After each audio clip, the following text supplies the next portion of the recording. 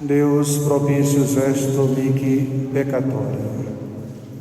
Pelo sinal da cruz, livrai-nos Deus, nosso Senhor, dos nossos inimigos. Em nome do Pai, do Filho e do Espírito Santo. Amém. Reverendíssimo Padre Ednei, caríssimos irmãos, celebramos hoje já o 10º domingo depois de Pentecostes, e nosso Senhor nos mostra como até rezando podemos pecar. Podemos pecar pela soberba, pelo orgulho. Se nós voltarmos o olhar para a história da salvação, por exemplo, perceberemos dois grandes eixos em torno dos quais gira toda a humanidade. O primeiro eixo é Adão, que era homem, mas quis ser Deus. O segundo eixo é o Verbo, que era Deus, mas quis também, além de Deus, ser homem. Adão e Cristo, soberba e humildade. Adão é a soberba que nos reduziu do paraíso a este vale de lágrimas, de filhos de Deus para filhos da ira, filhos do pecado, filhos de Satanás, de fortes e sábios a ignorantes e fracos. Jesus é a humildade que nos reabriu as portas do céu, tornou-nos filhos de Deus, fortes pela graça e sábios pela revelação. Nosso Senhor, portanto, hoje, juntamente com a igreja, quer nos dar uma lição de humildade, exatamente nos apresentando quase como se fossem duas figuras, sua e de Adão, nesta parábola, esses dois homens. Diz nosso Senhor, dois homens, um fariseu e um publicano, foram ao templo para rezar. É bom lembrar, fariseu sempre é conhecido como aquele que se gaba de conhecer a lei, de ser justo, de ser um praticante ferrenho do judaísmo. E o publicano é um judeu, porém é considerado traidor.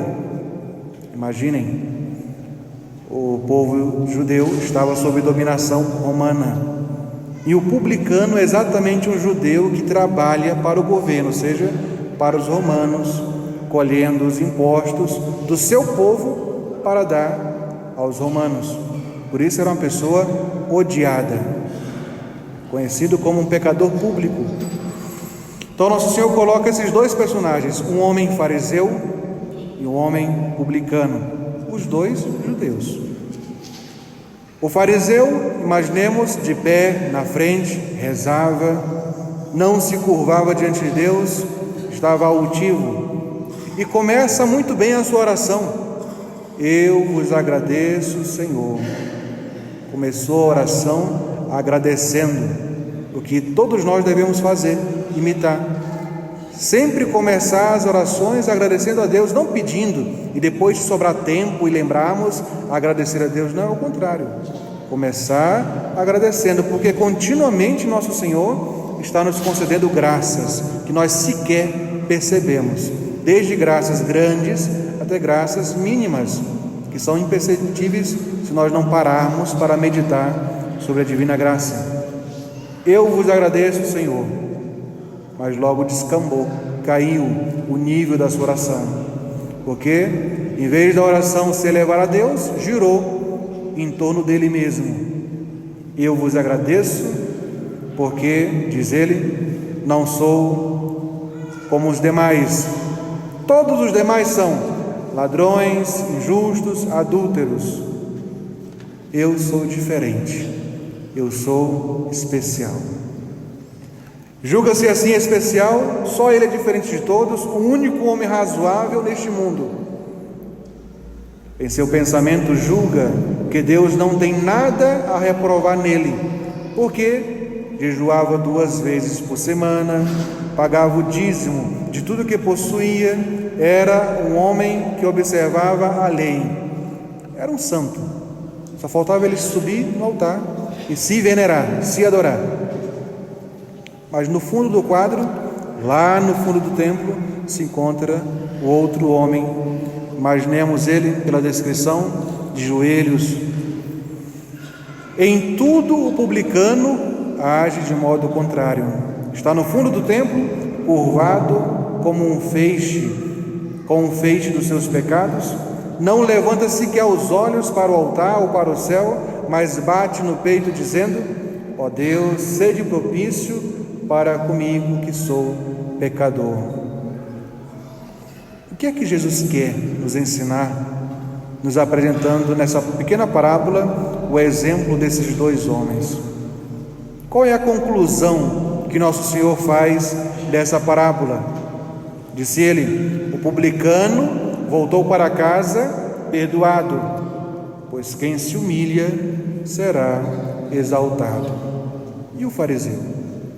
O que aconteceu com ele? Voltou para casa com todos os seus pecados e com um a mais, maior: o pecado da soberba, o pecado do orgulho. Jesus nem sequer fala sobre ele no fim da parábola, mas no silêncio de Jesus encontra-se uma condenação terrível e um imenso desgosto que nem sequer deixa nosso Senhor nomear este homem.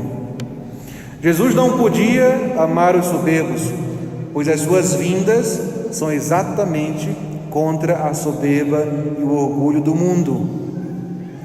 A primeira vinda, que já aconteceu, foi para nos curar da soberba. Por isso nosso Senhor se humilhou, e se humilhou até a morte e morte de cruz. Já a segunda vinda de nosso Senhor será para premiar, julgando em primeiro lugar, separando bons de maus, para premiar aqueles que forem encontrados humildes. Por isso nós que estamos entre as duas vindas, imitemos o exemplo que Jesus, humilde de coração, nos deu, e com a sua graça aprendamos do seu divino coração a ser também humildes. Caríssimos irmãos, a soberba ofende a Deus. Ofende a Deus porque tira de Deus a sua glória. Deus disse: não darei a minha glória a outro. Mas o soberbo rouba a glória de Deus. Por isso, Deus, ofendido, retira do soberbo a sua graça. É por isso que o profeta Jeremias clamava: soberbo, virá o teu dia e cairás, e não haverá nenhum cão, nem um cachorro para te ajudar. Todos nós sabemos como um dia veio, por exemplo, o dia do Senhor para Golias. Golias, um homem potente, famoso pela sua força, pela sua altura, armado de ferro, todos os dias humilhava o povo de Deus. Mas chegou um dia em que ele foi morto por um jovenzinho, um pastorzinho, usando praticamente um brinquedo, uma funda. Seria equivalente aqui no nosso Brasil a uma baladeira ou um estilingue. Veio também um dia para o soberbo Faraó, que por meio de promessas falsas de liberar o povo de Deus, deixou-o sair, mas tensionava depois matá-lo e o perseguiu. Mas veio Deus em socorro dos seus e contra o soberbo Faraó. Já tendo endurecido o coração daquele Faraó para lhe dar uma lição, sepultou todos no mar. Veio também a soberba, veio também o dia do Senhor para soberbo Nabucodonosor, que se fazia ser adorado, mas um dia foi reduzido a um animal que focinhava na imundície.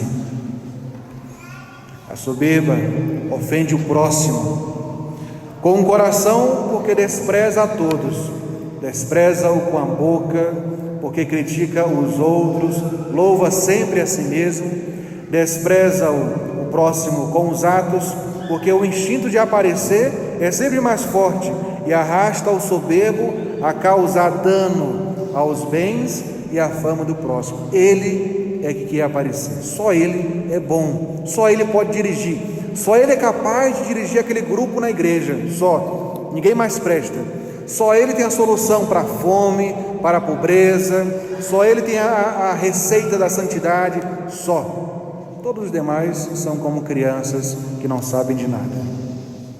O soberbo, por isso, ofende-se a si mesmo, porque ele mesmo se cega, não vendo senão os seus próprios méritos, julgando-se grande coisa, quando ao invés é o mais tolo de todos os homens. E enfim, porque se torna filho do demônio, que é o orgulhoso por excelência, como diz a Escritura, o vosso pai é o diabo. Como é que nós podemos nos corrigir da soberba? Santo Isidoro narra um estranho costume na corte bizantina. No grande dia de festa da corte, quando o novo imperador é coroado, é recebido, é aplaudido por todos na cidade de Constantinopla, entre gritos, flores, cantos, festas, enquanto se encontra a festa no auge, no ponto mais alto, entrava um cidadão simples, dirigia-se até o novo imperador. Era um homem que trabalhava com a pedra, marcava a pedra, quebrava a pedra, e esse homem levava para o imperador alguns exemplares de várias pedras diferentes, e no meio daquela festa toda, fazia todos parar e perguntava ao imperador: imperador, qual dessas o senhor quer para o seu túmulo?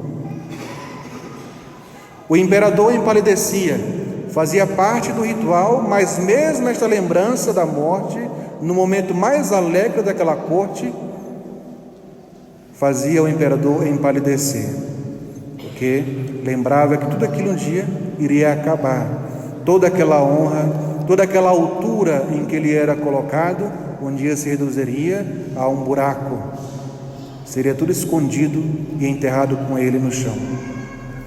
Assim também nós, caríssimos irmãos, quando formos tentados de soberba, de orgulho, e quisermos persuadir-nos de sermos alguma coisa de importante, quisermos exaltar algum tipo de mérito que alcancemos, quisermos falar um pouco das nossas virtudes, lembremos-nos da nossa morte, das lajes, dos mármores, que um dia nos ocultarão e ocultarão todos os bens que possuímos, todos os brilhos, toda qualquer fama que tivermos alcançado, e nos guardarão para sempre até o dia do juízo final.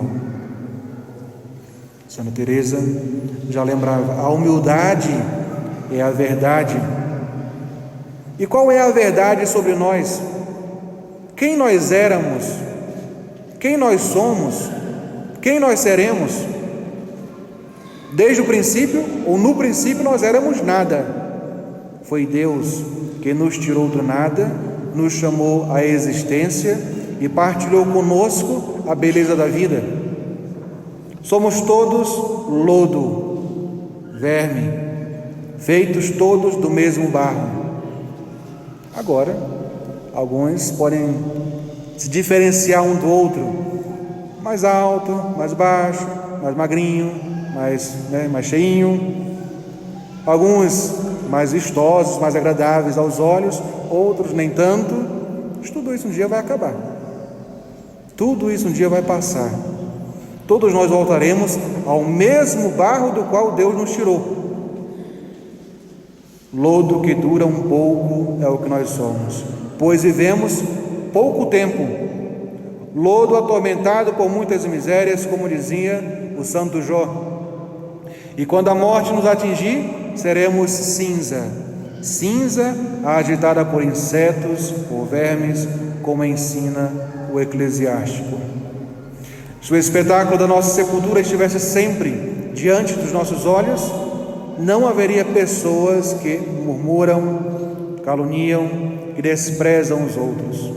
Não haveria pessoas que perdem a cabeça para embelezar o próprio corpo, ornando com objetos preciosos, com vestes que às vezes são a desonra e a condenação do próprio corpo.